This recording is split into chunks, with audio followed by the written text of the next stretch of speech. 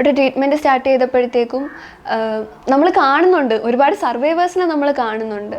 പക്ഷെ അതിൽ എന്നെ ഏറ്റവും കൂടുതൽ ഇൻഫ്ലുവൻസ് ചെയ്തത് അഭിലാഷ് ചേട്ടൻ എന്നാണ് പുള്ളീൻ്റെ പേര്. ചേട്ടൻ മുമ്പ് ടിപ്പറൊക്കെ ഓട്ടിച്ചുകൊണ്ടിരുന്ന ആളാണ്. അപ്പോൾ ചേട്ടൻ ക്യാൻസർ വന്നു, കുറച്ച് ക്രിട്ടിക്കലായിരുന്നു. ഫസ്റ്റ് ഒരു ഗവൺമെൻറ് ഹോസ്പിറ്റലിൽ കാണിച്ചപ്പോഴത്തേക്കും അവർ ട്രീറ്റ്മെൻറ്റൊക്കെ ചെയ്തിട്ട് അവർ പറഞ്ഞ് ഞങ്ങൾ കയ്യിൽ നിൽക്കണതല്ല, നിങ്ങൾ ഇനി കൂടിപ്പോയോ ഒരാഴ്ചയോ 1.5 ആഴ്ചയോ മാത്രമേ ജീവിച്ചിരിക്കുള്ളൂ, ഞങ്ങൾക്കിനി ഒന്നും ചെയ്യാൻ പറ്റത്തില്ല, ഇവിടെ നിന്ന് പൊയ്ക്കോളൂ എന്ന് പറഞ്ഞു. പക്ഷെ പുള്ളീൻ്റെ വൈഫ് അവരെടുത്ത തീരുമാനം ഇനി ഓക്കെ ഉള്ള വസ്തുക്കളായാലും വീടായാലും പെരേടായാലും എന്തായാലും വിറ്റിട്ടായാലും എനിക്കൊരു ചാൻസ് ഇതാ, ഞാനൊന്ന് നോക്കട്ടെ എന്ന് പറഞ്ഞിട്ടാണ് ചേട്ടനെ ഹോസ്പിറ്റലിൽ കൊണ്ടുവരുന്നത്, എൻ്റെ ഡോക്ടറുകളുടെ അടുത്ത് കൊണ്ടുവരുന്നത്.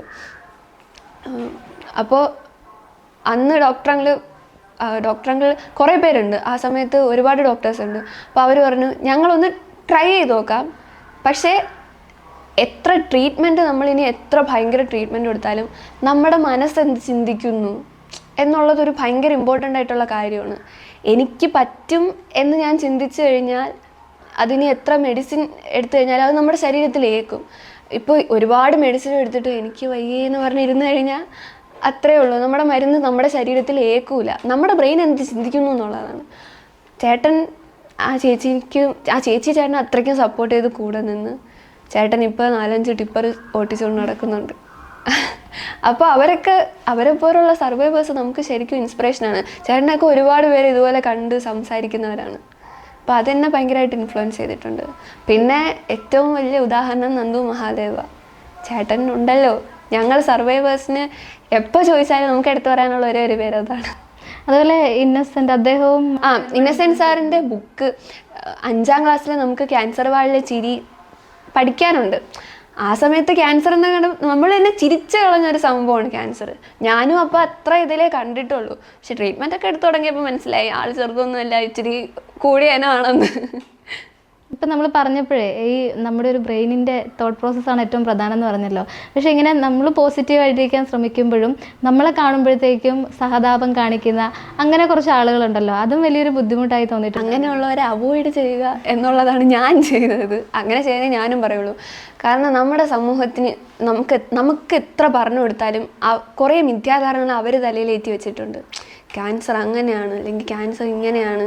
ക്യാൻസർ എന്നല്ല, ഒരു പനി ഇച്ചിരി ഒരു 2 ദിവസം 3 ദിവസം നീണ്ടു നിന്നാൽ ഇതെന്തോ വലിയ സംഭവമാണെന്ന് പറഞ്ഞാക്കും. അത് നമ്മുടെ സമൂഹത്തിന് മൊത്തത്തിൽ നമുക്ക് കുറ്റം പറയാൻ പറ്റൂല, അവർ വളർന്നു വന്ന രീതി അങ്ങനെ ആയിപ്പോയതുകൊണ്ടായിരിക്കാം.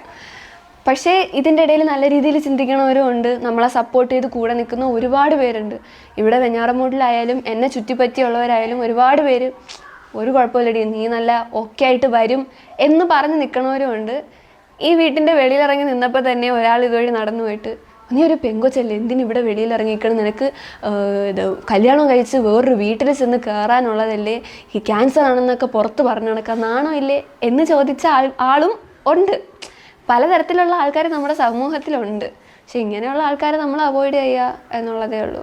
ഞാനൊരിക്കലും ഒരാളിനെ കല്യാണം കഴിച്ച് അല്ലെങ്കിൽ ഒരാളെ പറ്റിച്ച് കല്യാണം കഴിച്ച് കൂടെ ജീവിക്കാൻ ആഗ്രഹിക്കുന്ന ആളല്ല. ഞാൻ എന്താണെന്ന് മനസ്സിലാക്കി എന്നെ ഒരാൾ കല്യാണം കഴിക്കുകയാണെങ്കിൽ ഞാൻ ഓക്കെയാണ്. അതിനിങ്ങനെ നമ്മൾ എത്ര കാലം ഓരോന്ന് മറച്ചു പിടിക്കും.